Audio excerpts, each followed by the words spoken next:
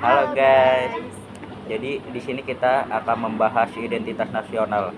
Nah, sebelum kita membahas identitas nasional, saya mau memperkenalkan diri dulu. Di sini ada Saya Ania Tusari.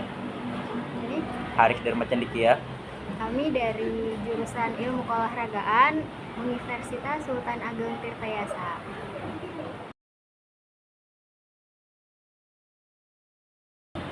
Ya, tadi kan kita ngomong-ngomong identitas nasional ya. Iya. Apa sih yang dimaksud dengan identitas nasional? Tahu nggak? Nggak tahu. Yang gue kasih tahu ya. Setahu gue kayaknya identitas nasional tuh kayak jati diri kita, karakteristik, terus ciri-ciri bahwa bangsa Indonesia itu memiliki perbedaan sama bangsa yang lain gitu. Jadi pasti beda lah gitu. Ada yang membedakan. Ada yang membedakan. Nah, Jadi apa sih yang membedakan bangsa kita dengan bangsa lain? ya contohnya kayak bendera merah putih bangsa Indonesia kan merah putih kan. Oke, atas merah bawah putih. Nah, tapi kayaknya ada gak sih yang sama Ada yang sama? warnanya? Sebenarnya ada, cuman dia ada yang membedakan. Apa? Dia tuh bendera Indonesia lebih besar. Yang satu lagi tuh benderanya warnanya sama, cuman ukurannya lebih kecil. Oh, Itu sih yang membedakannya. nah gitu kan. Jadi ya seperti itulah ya contohnya kayaknya. Oke. Kayak Jadi itu ya? identitas nasional tuh kayak gitu. Jadi maksudnya identitas nasional itu tujuannya buat kita membedakan bangsa kita dengan bangsa lain gitu. Nah, betul. Oke. Ngomong-ngomong, identitas nasional itu terbagi jadi dua ya? Iya, ada identitas primer dan identitas sekunder. Lu tau nggak? Apa itu? Coba tolong jelasin dong. Gua mulu dari tadi gantian lah. Ya nggak apa-apa, sebenarnya kan wanita ya yang lebih suka ngejelasin itu wanita. Gak gitu. Iya, Jadi ya, wanita itu kan ribet sebenarnya. enggak lah. Terus? Jadi identitas primer itu juga dinamakan identitas etnis, yaitu identitas yang mengawali identitas sekunder. Sedangkan identitas sekunder itu yang telah dibentuk atau telah direkonstruksi oleh kesepakatan bersama gitu. Jadi sekunder itu oleh kesepakatan bersama gitu. Jadi Sekunder itu kesepakatan bersama. Kalau primer? Kalau primer tuh mengawali Oh, untuk oke. sekunder gitu. Ya. Jadi kita primer dulu baru sekunder. Oke. Oh ya, ngomong-ngomong, ada info kelanjutan gak sih buat identitas primer itu? Ada sih yang gue tahu sih kayaknya bangsa Indonesia tuh memiliki identitas primer yang memiliki 700 suku yang di Indonesia. Dia tuh sepakat untuk membentuk negara Republik Indonesia dengan menyatakan proklamasi kemerdekaan tanggal 17 Agustus 1945. Jadi itu yang gue tahu. Lo tau nggak? Oke. Mungkin itu udah sangat jelas ya, identitas primer, sekunder.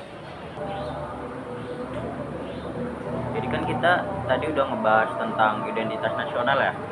Nah, saya ini punya pertanyaan, ada nggak sih masalah-masalah di identitas nasional itu? Ada. Di bangsa kita sendiri deh. Contohnya ya di Indonesia juga ada pengklaiman tanah air oleh negara-negara tetangga. Contohnya kasus Kepulauan Sipadan dan Ligitan serta Pulau Ambalat yang diklaim oleh negara Malaysia. Nah, yang kedua tuh ada pencampur adukan bahasa asing. Contohnya bahasa daerah, bahasa luar gitu ya kan. Nggak denger gak sih? Apa itu? Kayak contohnya bahasa kita ke ada orang asing kayak gimana? Contohnya kita bahasa Inggris gitu. Oke, kayaknya Gimana? gue punya temen deh, dia kayak literally gitu. Nah, ya kan? Itu Iya, salah satunya. kan? Oke. Nah, itu. Terus? Yang ketiga juga ada, kita tuh kayaknya lebih suka produk luar negeri deh daripada produk dalam negeri. Oke. Kan? Iya nggak sih, kayak Benar. Karena mungkin impor gitu. orang-orang sini melihatnya kualitas di luar negeri bagus gitu. Nah, ya kan? Terus rok-rok yang pendek itu alas Ah. nah itu kan. Crop Jadi mini, pengaruh, crop top. nah pengaruh Oke. luar negeri juga masuk ke dalam. Jadi kan kita tuh harus mencegahnya gitu tuh. Gimana sih caranya? Tahu nggak? Jadi sebenarnya ada sih beberapa solusinya. Jadi saya punya beberapa solusi. Nah, untuk yang pertama itu kita berusaha menemukan kembali dan membangun jati diri, yang berarti membangun karakter, yaitu dengan menerapkan nilai-nilai Pancasila dalam kehidupan sehari-hari. Nah, lalu untuk produk itu kita harusnya mencintai dan menggunakan produk dalam negeri dan mengurangi konsumsi dan ketergantungan terhadap produk luar negeri. Jadi Kita harus membeli produk-produk dalam negeri, kayak contohnya kita beli celana batik yang ada di Jogja itu, ya, ketimbang daripada celana crop top, mini crop, ya kan? Iya, Lebih bagusan dalam produk produk dalam negeri. Sebenarnya saya suka sih ngeliatnya. Terus untuk bahasa kita harus menggunakan bahasa Indonesia. yang baik dan benar. Nah, itu. Nah, untuk yang terakhir ini, kita harus mencintai dan menjaga, mengembangkan dan melestarikan kebudayaan daerah. Itu sih yang paling penting menurut saya. Di awal tahun 2016 ini, Indonesia disuguhi dua peristiwa penting di dalam dunia olahraga. Pertama adalah kemenangan ganda campuran, yaitu Pravin dan Debbie dalam kejuaraan bulu tangkis internasional All England 2016. Sebagaimana yang banyak dibicarakan di media sosial, gelar ganda campuran ini juga menyelamatkan muka Indonesia. Menteri Pemuda dan Olahraga Republik Indonesia sangat mengapresiasi pencapaian tersebut. Menurutnya, keduanya karena sudah mengharumkan nama Indonesia di All England 2016, yaitu atlet kita yang bernama Pravin dan Debbie. Jadi kemenangan ini kemudian dimaknai sebagai momentum yang membangkitkan semangat nasionalisme Indonesia dan para atlet-atlet Indonesia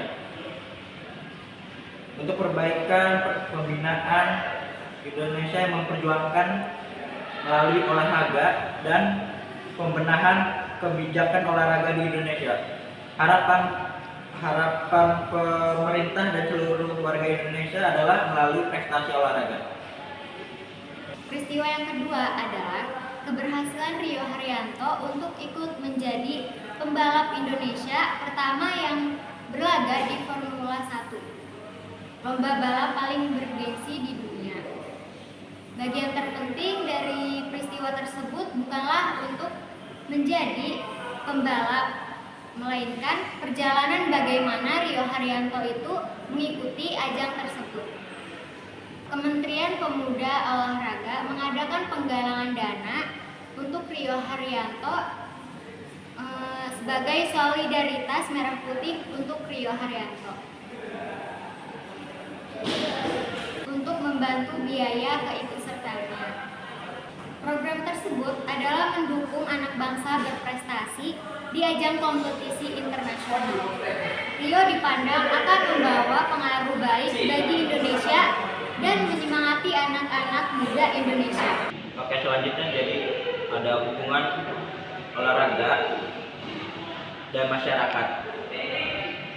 peran olahraga dalam masyarakat ini, olahraga bukanlah semata-mata untuk aktivitas fisik, tujuan kesehatan atau rekreasi, melainkan suatu aktivitas sosial yang bertujuan mempengaruhi jiwa dan kehidupan banyak orang, baik yang berkecimpung langsung maupun tidak di dalam olahraga tersebut.